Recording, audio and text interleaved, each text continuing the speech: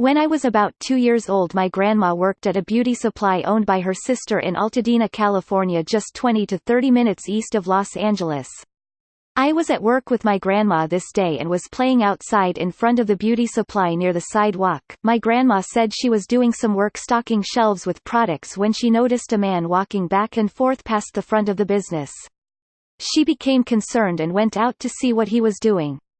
She said the man looked grungy, dirty, and possibly high on something. As she came out to me, she noticed that the man was fixated on me. Alarm bells went off inside her and she yelled for my grandpa, who was a veteran from WW2 and a serious badass. He was sitting in their car parked a bit away from the entrance on his radio. Once she got his attention, he saw the guy and recognized him from around the area. The guy also recognized my grandpa, as everyone knew and respected him.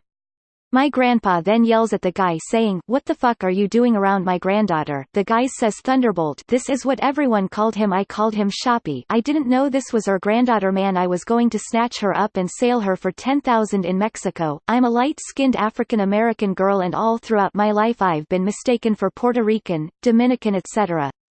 Anyhow, my grandfather goes on to say, "Man, I would have blown her head off," as he's known to own many guns. After this, the guy leaves and my grandma takes me inside with her. Later she tells my mom of the ordeal after she got back from work, and she just hugs me and cries for hours, thinking that if my grandpa wasn't there I would have been abducted and smuggled into Mexico and she would have never seen me again. I'm 28 years old now with children of my own, and as I look back on this it makes me tear up. I just thank God for my grandpa, who passed away a few years back, for protecting me. This was in the Warla 90s when crack was becoming extremely popular. My grandma wasn't used to having to be so protective before then, but after she never let me out of her sight. I love my grandpa as he saved me a few times after this, but that's another story. Thank you, Shoppy. I love and miss you so much.